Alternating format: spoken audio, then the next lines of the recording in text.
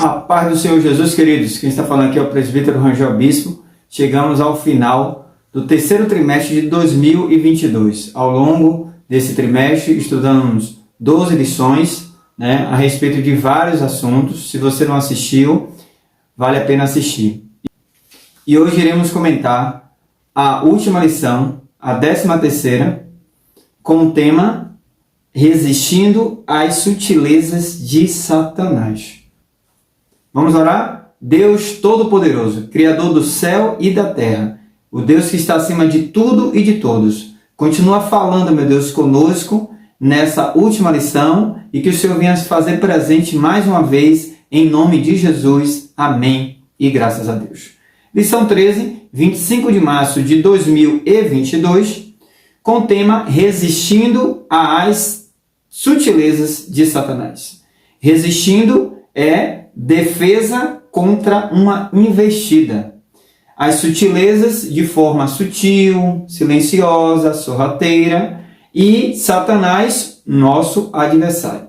Texto áureo: sujeitai-vos, pois, a Deus, resiste ao diabo, e ele fugirá de vós. Tiago, capítulo 4, versículo 7. Verdade prática: a submissão a Deus é a forma mais poderosa de resistir ao diabo. Texto áureo significa texto ouro. Verdade prática é uma verdade que tem de ser praticada. Leitura bíblica em classe se encontra em Tiago, capítulo 4, versículo de 1 ao 10. Palavra-chave: resistir. Defesa contra uma investida. Queridos, estamos em uma guerra milenar entre Deus e Satanás, o nosso adversário.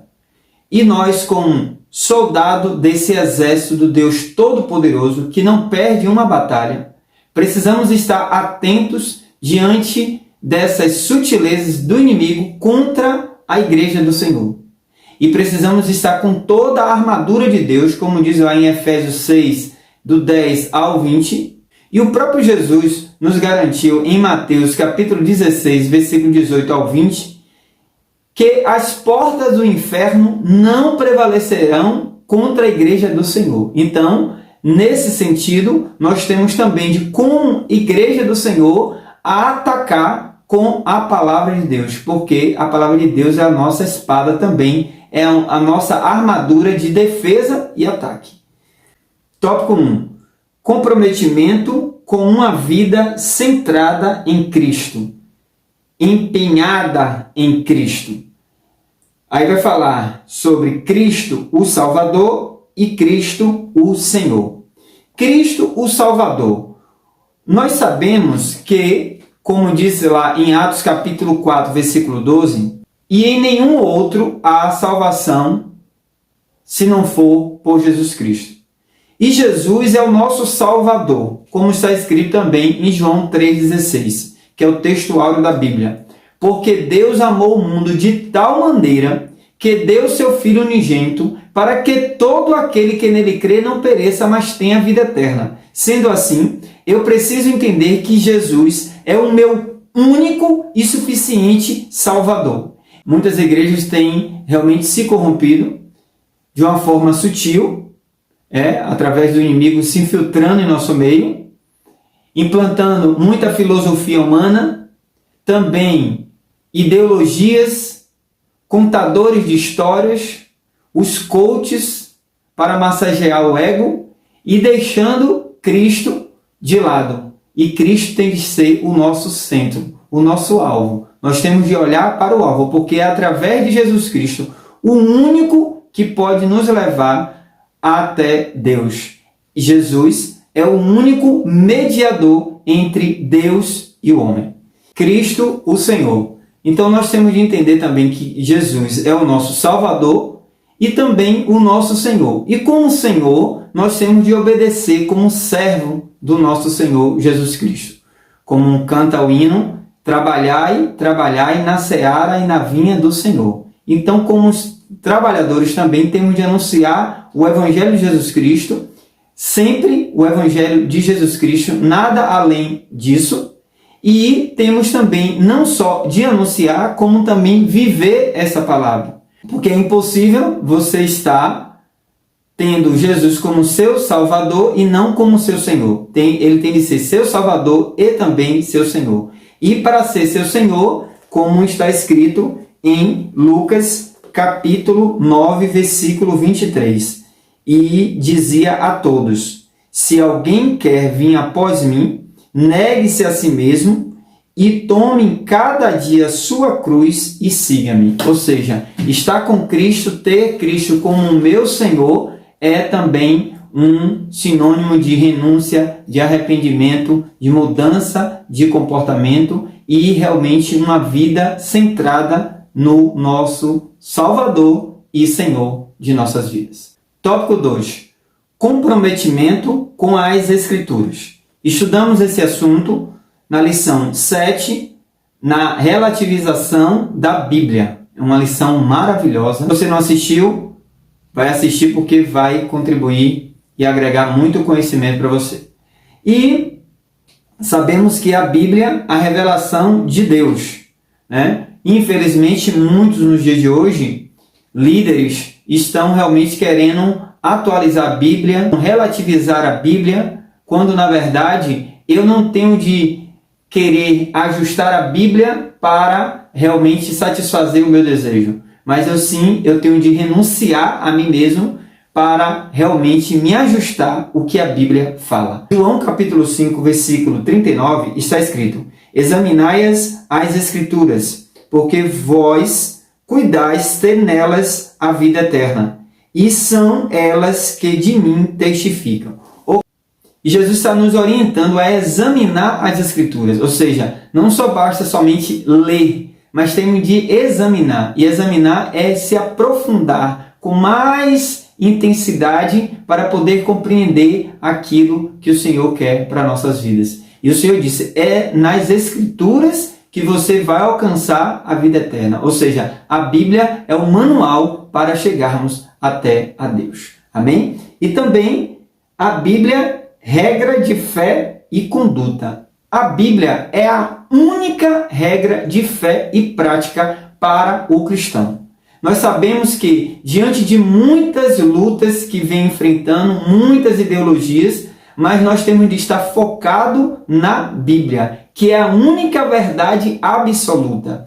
E, como está escrito em Hebreus capítulo 4, versículo 12, porque a palavra de Deus é viva e eficaz, é mais penetrante do que qualquer espada de dois gumes, e penetra até a divisão da alma e do espírito, e das juntas e medulas, e é apta para discernir os pensamentos e intenções do coração. Então, a Bíblia é a verdade. É o único livro onde o autor se faz presente. Quando você lê a Bíblia, você consegue realmente sentir Deus falando com você, e essa palavra, que é a palavra de Deus, ela penetra ao meu coração, ao teu coração, quando realmente estamos meditando, estamos examinando essa Escritura. Foi conhecendo a Bíblia que eu percebi que a idolatria não é da vontade de Deus, é um pecado, e nós temos de estar realmente examinando para nos corrigir a cada momento.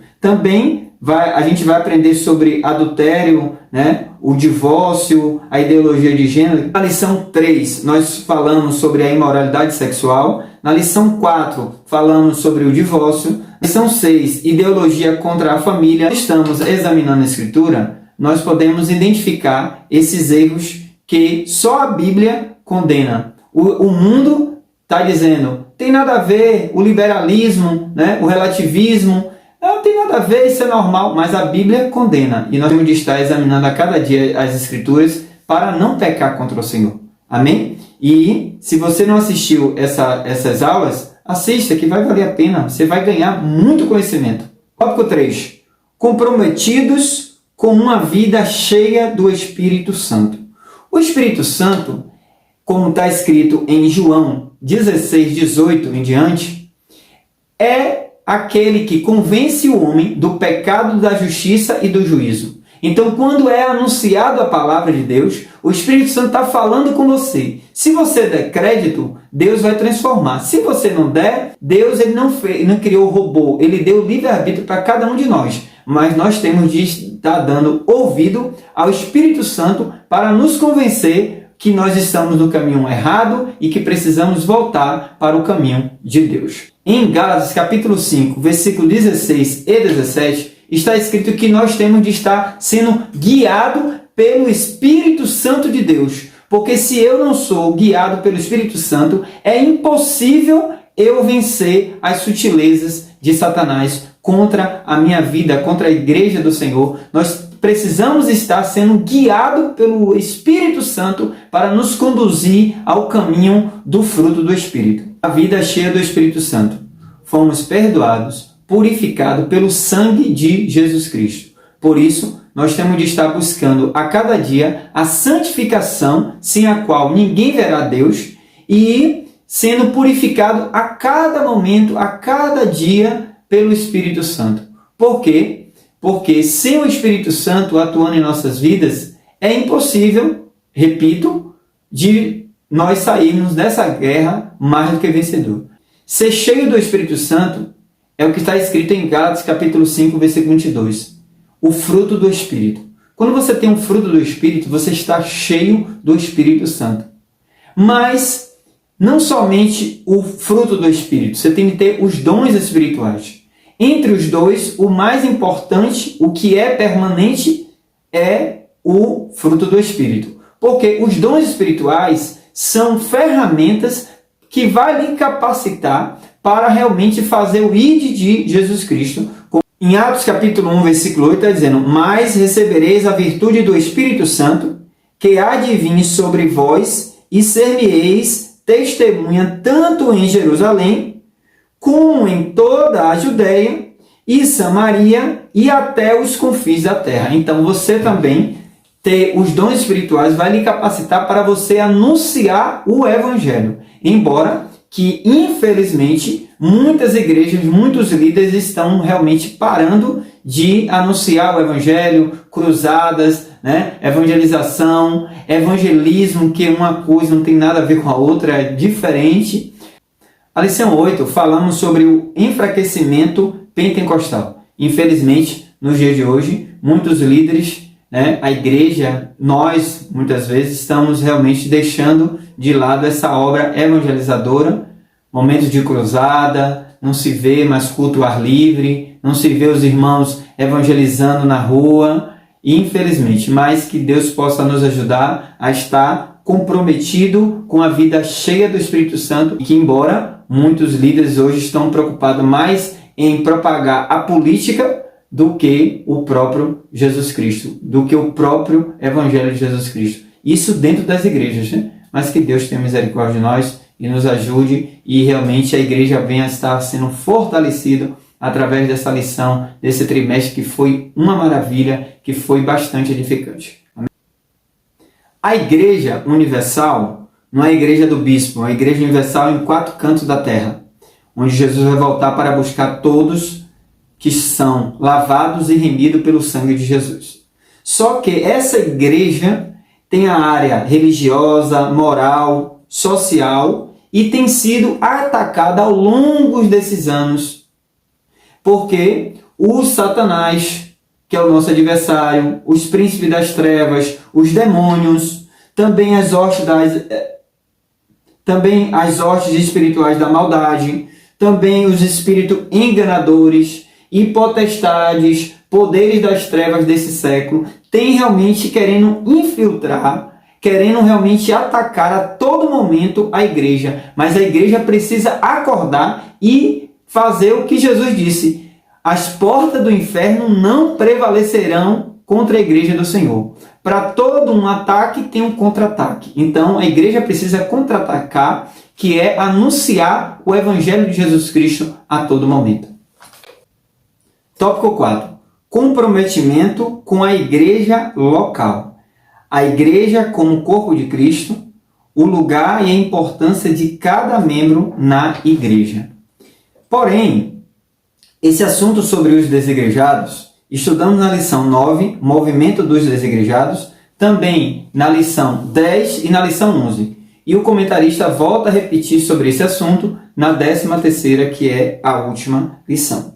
Mas existe uma uma pergunta muito importante. De onde surgiu esse movimento dos desigrejados? Por que surgiu esse movimento dos desigrejados, dessas pessoas que acreditam que não existe igreja? Porque muito desapontamento, muita decepção, frustração diante de muitos falsos profetas, muitos mercenários, o balcão da fé, as loucuras em nome da religião, os terroristas, onde proíbe, faz várias proibições e ele pode fazer tudo, e requer de nós, como igreja, estar orando por eles para que eles possam ser curados de tantas feridas, porque muitos perderam seu filho porque não puderam doar um sangue, e quando foi ver, aquilo ali é tudo heresia. Quantos estavam guardando o sábado, que na verdade é uma heresia? Os papas evangélicos, os vitalícios, que são presidentes e que ficam ali no posto, e com isso muitas divisões ocorreram, como Madureira, como Perus, Vitória em Cristo, Belém. Então são ramificações diante dessa divisão, porque um achou que ele deveria ser o Papa evangélico. Aí os outros não concordam e aí vem. Então tudo isso vai gerando uma tristeza, um desapontamento para vários crentes, e muitos realmente, infelizmente, caem nessa visão dos desigrejados. E tem os desviados e os afastados, que é uma coisa diferente. Temos sim de estar comprometido com a igreja local. Porém, os líderes também têm de estar comprometidos com a palavra de Deus. Porque tem muitos líderes no dia de hoje que não estão comprometidos com a palavra. E para você ser realmente compromissado com a igreja local, o líder tem de estar guiado pelo Espírito Santo. Olha que absurdo. Se um membro não votar em tal candidato, ele está proibido de tomar a ceia. Veja que heresia, veja que loucura um líder é capaz de fazer. Agora, você está comprometido com a igreja local, onde o líder está na direção de Deus, amém. Mas se ele não estiver na direção de Deus, você não pode estar comprometido com a igreja local. Essa é a verdade. Porque o que importa é agradar a Deus e não aos homens. Tem um dito popular: manda quem pode, obedece quem tem juízo. Manda quem pode e obedece quem não lê a Bíblia. João, capítulo 8, versículo 32. E conhecereis a verdade, e a verdade vos libertará. Nós temos de nos levantar como realmente aquele povo que depois que Samuel ele se aposentou, se jubilou, entrou os filhos dele como sacerdote, como juiz, e eles realmente estavam agindo de forma errada, corrompendo, sendo corrompido, torcendo a justiça, e o povo se levantou e disse: não queremos mais o seu filho. Conclusão: chegamos ao final desta lição e do trimestre. Nosso propósito foi mostrar os ataques sutis de Satanás contra a igreja e destacar as estratégias para o povo de Deus permanecer firme na resistência contra o adversário. Sabemos que os dias são difíceis, mas o Espírito Santo é o guia e auxiliador da igreja. E que os líderes e a igreja possam estar sendo guiados pelo Espírito Santo a cada momento. Eu quero agradecer a cada um de vocês que estão gostando desse canal. Que Deus continue abençoando a vida de vocês, a sua família, em nome de Jesus. Se inscreva, nos ajude a compartilhar a palavra de